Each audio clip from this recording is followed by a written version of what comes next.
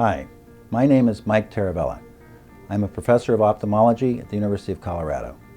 I'd like to talk to you today about my experience with the Sharpoint EndoGlide by Angiotek and my experience with this using ultrathin tissue. I'm currently working with what I term ultrathin tissue. I define this as tissue made with a double pass technique in which we consistently are getting less than 100 microns, on average about 75 microns for this tissue thickness. The way we do this is we mount the tissue on an artificial anterior chamber, we make a cut with a microkeratome in one direction, and then we reverse the direction of the second pass.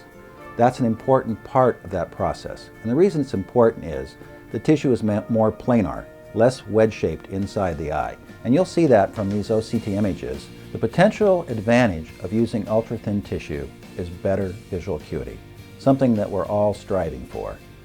The EndoGlide is especially useful because it's easy to load.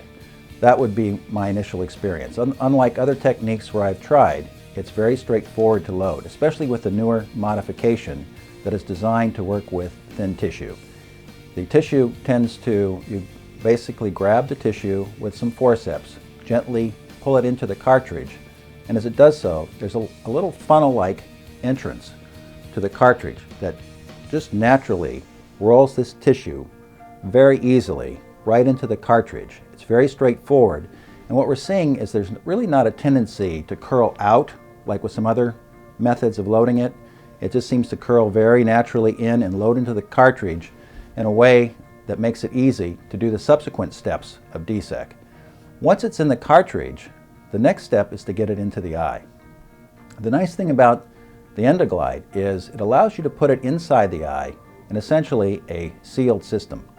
So the next step after loading is to place it through approximately a 4mm incision. And then once it's in that incision, you can inflate the eye with an artificial anterior chamber maintainer. As the eye is inflated, you have a very stable system. You have a deep anterior chamber. So this can actually work with many eyes that have comorbidities, such as an anterior chamber lens or a tube shunt, eyes that may not be candidates for traditional DMEK. So this is the way we have been basically doing it.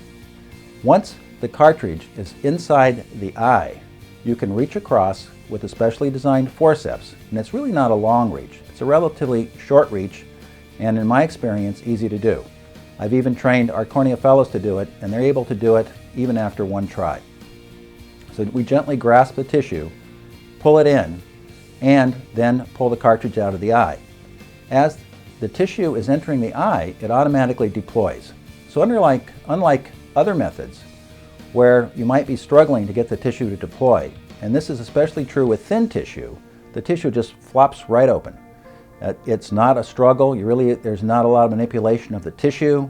There's not a lot of going in with a different device to kind of grab the tissue or stretch it apart. It almost deploys automatically. Then it's just a matter of centering it and inflating it as you would with a standard DSAEK.